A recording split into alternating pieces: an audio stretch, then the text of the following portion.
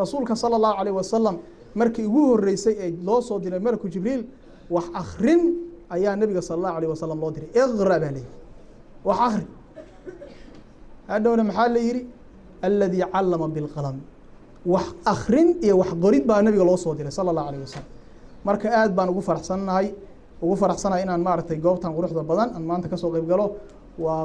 meel laga qayb galo meesha ugu wanaagsan maxaa yeelay ilaahay diintiisa dadka loogu yeeray macaahidda waxaa sabab ugu ahaaday dadkii xalaqaadkii bay ka tageen waxaa loo jeestay maadigii dadkii marka diintii hadda in loo qurxiyo ama meeshii aadeen laga daba aado laga daba guuro waxay noqotay arrin lagama maarmaan ah marka insha allahu tacaala naftayda iyo naftiina waxaan ku boorinaynaa fursaddaa maanta qaaliga ah oo juhdiga loo soo bixiyey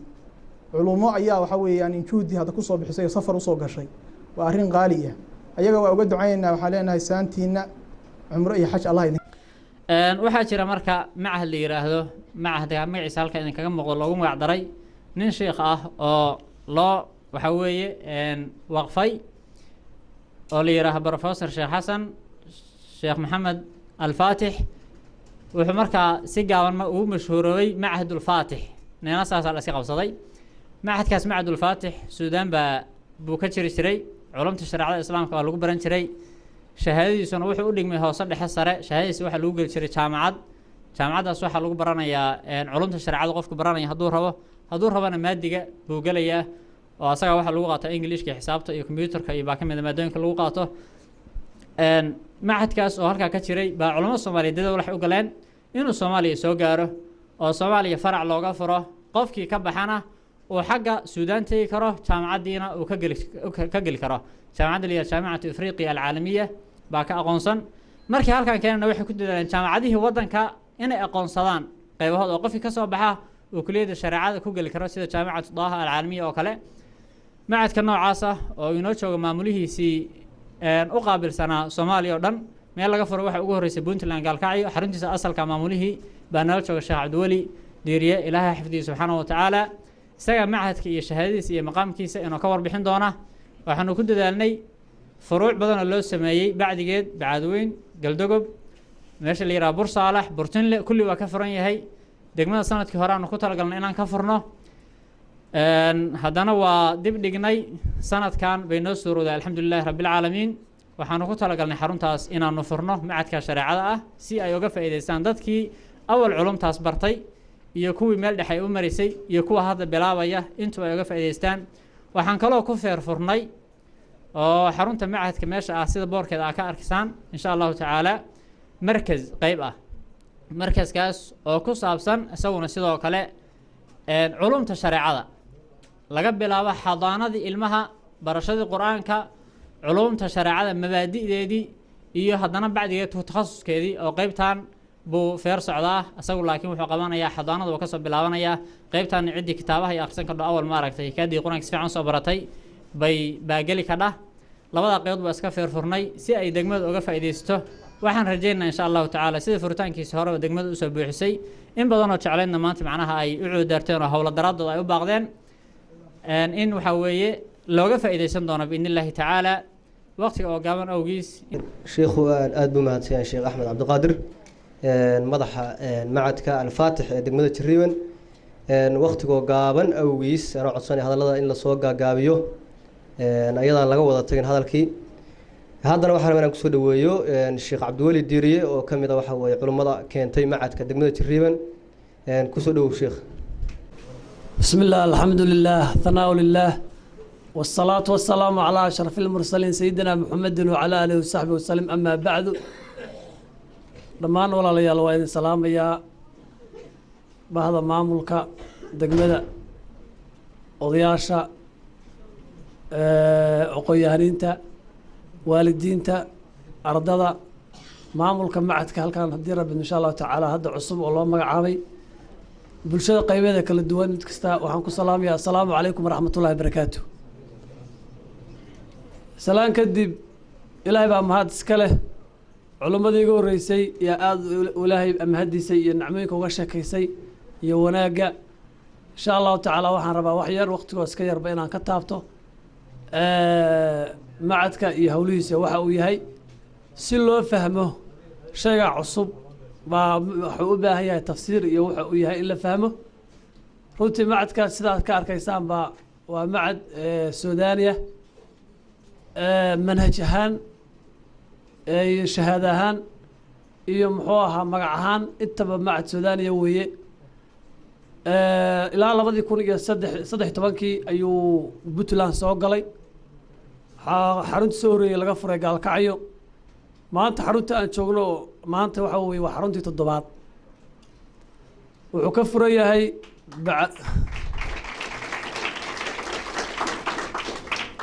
wuxuu ka furan yahay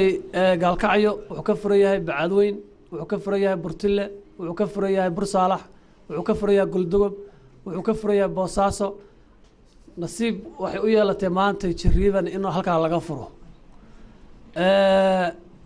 waa ilaahay mahadiis macadkaas marka shahaadadiisu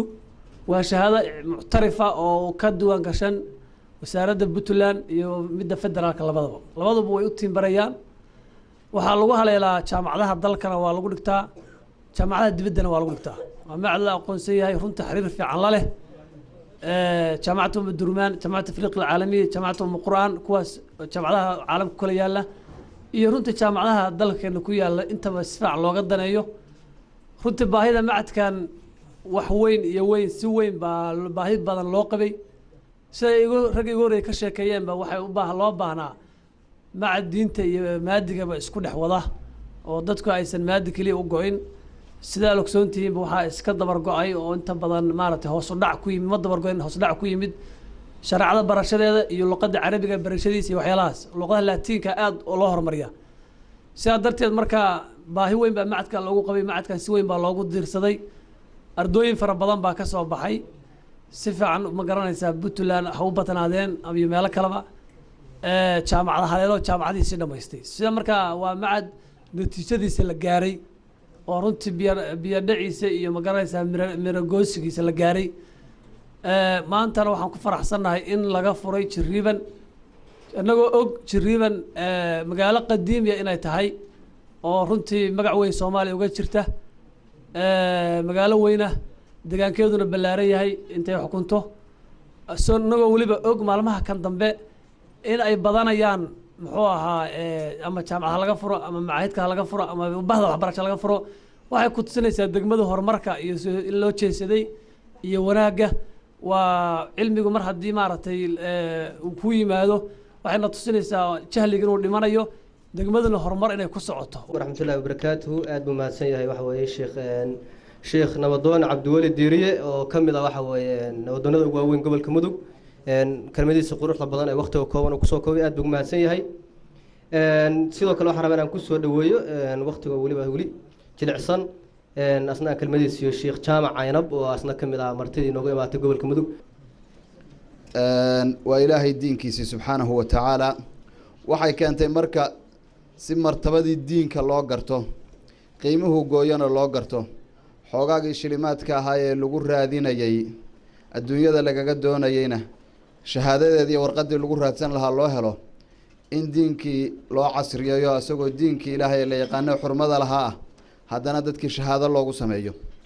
kelmadda dardaarankan odhanaya marka waxay tahay 20 sano 40 sano 60 sano 100 sano innu ku noolahay adduunka waynu u tashanaayo u tabaabushaysanaayo baabuur baynu u gadanaayo guryaynu u dhisanaayo hoy baynu u samaysanaayo waxayna ka dambeeyaa waa waxa macadkaas waxayna ka dambeeyeen oo anfacaya waxa macadkaa lagu dhigaya weeyaan iyo madaarista kale iyo masaajidada marka ilaahay diinkiisa subxaanahu wa tacaala inaynu kor yeelno oo baranno qof kastaa saami ku yeesho qof kasta inuu saami ku yeesho wax ka barta waa lagama maarmaan maantay waxaynu ku joognaa nin walba isagoo gurigiisii ka soo baxay soo qadeeyey si qurux badan usoo labistay buu yimid marooxad baa ku baxayso kulayl dareemi uu mayo laakiin dadkii diinkanina soo gaarsiiyey rasuulullaahi moxamed oo kale sala allahu calayhi wasalam wuxuu gaaray diinka inuuna gaarsiiyo keliya darteed in cirbihiisa u bararaan ay u dildillaacaan guriga uu gelayay in qodax loogu sii daadiyo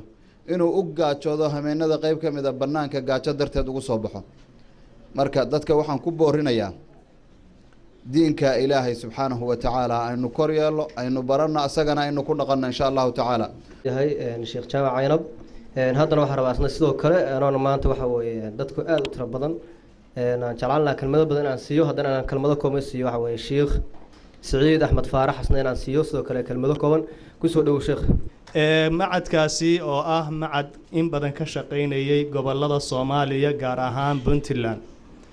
macadkaasi dabcan sida horeyba lagu sheegay wuxuuna ku soo biiray taariikhdu markay ahayd 2013 oo uu hogaanka u qabtay Sheekh Cabdiweli Diiriye oo haddaba horey ka hadlay macna iga horeeyay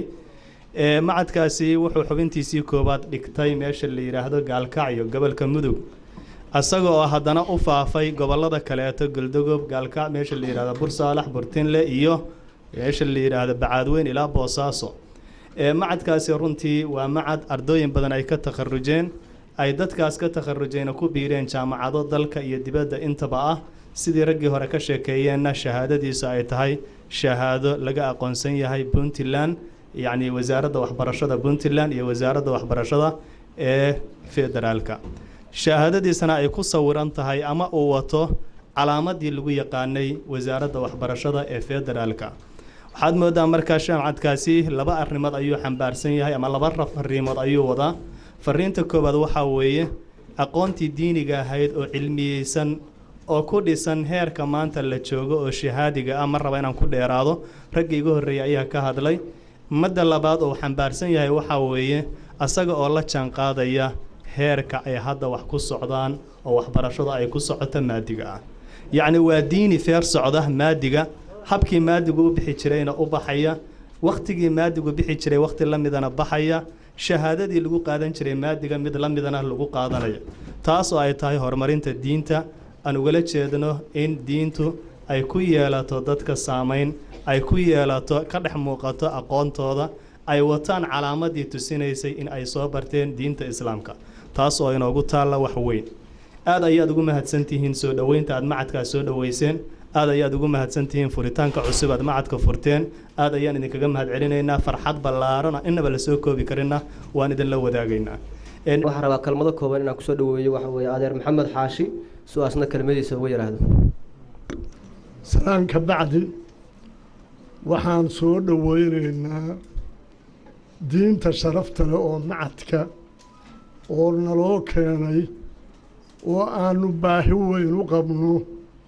waa soo dhaweynaynaa ciddii keentay iyo oo ciddii danaynaysa iyo kul dhammaan waa soo dhaweynaynaa degmo ahaan aniga fakarka aan qabo waayo wax badan oo noo yimaada waa aragnay laakiin cid diin safara oo aan wax nolol kaga wadin oo wax nolol kaga doonayn oo cilmi ah oo ayagu dhigaya oo aan kharashna loo sheegin waa wax ilaahay lagaga mahadiyaa yahay sida kooban uu hadaladiisa usoo koobay in xorka lahaa iyo waqtigu noo dhaqaaleeyaba haddana waxaan rabnaa kusoo dhaweeyo maamo Safiyo aw Yuusufa inta kadib waxaan leenahay ilmaha lagu barbaariyo diinta waxay ka fiican yihiin kuwa lagu barbaariyo maadiga waayo qofku mar hadduu diinta yaqaano oo qur-aanka hore loo baray waxa u fududaada wax kasta inuu barto waxaan isbarbar dhignay ilmo qur-aanka dhammaysan iyo ilmo qur-aanka dhameeyo oo isku mar iskuulka la geeyey waxyaalaha anigu aan u fiirsay bay ka mid ahaayeen ilmaha qur-aanka dhameeyey kuma joogsado oo kuma hooseeyo maadiga waxaan rabaa inaan kelmadiis siiyo madaxa macadka Jariman Technical College Dr. Engineer Cabdirasaaq Cabdiqaadir Yuusuf suwaasna waxa weeye kelmadiis oo kooban maanta waxaan joognaa waxa weeye mashaayiqdii culumta masaajidada inoogu marin jiray oo soo saaraya ardayda soo baxaysa waa mirihii weeye ilaa qiyaamaha way sii soconayaan way noolaanayaan cilmigoodu sidii rasuulkeena calayhi salaatu wasalaam uu noo soo gaarsiiyey diintii suubanaheena calayhi salaatu wasalaam baa ilaa qiyaamuhu diinteena joogaysaa waxaa diinta fidinayana waxa weeye mashaayikhda soo baxaysa weeye waxa ugu muhiimsan oo investment lagu sameeyo ama dhaqaale la gasho ama wax un la baro waa waxa ugu muhiimsan waxa weeye waxbarashada weeye ama maadi ha noqoto ama diini ha noqoto alcilmu naafic cilmi la yidhaahdo waa cilmiga diinta nabigeena calayhi salaatu wasalaam wuxuu ku ducaysan jiray ducadii ahayd allaahuma innii as'aluka cilman naafican warisqan dayiban wa camalan mutaqabala cilmu naafic waa cilmu sharca weeye shareecada weeye cilmiga shareecadu waa cilmiga kula joogaya ilaa qiyaamada cilmiga maadiga wuxuu kula joogayaa keliya inta diin inta mataqaana aada nooshahay keliya khasaaraha ay leedahay qofka inuusan waxbaran waxa ugu muhiimsan waxa weeye caalim weyn oo ibnu rushdi laho kelmaddiisa ayaan soo qaadanayaa wuxuu yidhi jaahilnimadu waxay keentaa cabsi jaahilnimadu waxay keentaa cabsi cabsiduna waxay keentaa rabshad cabsiduna waxay keentaa nacayb nacaybkaasna wuxuu keenaa rabshad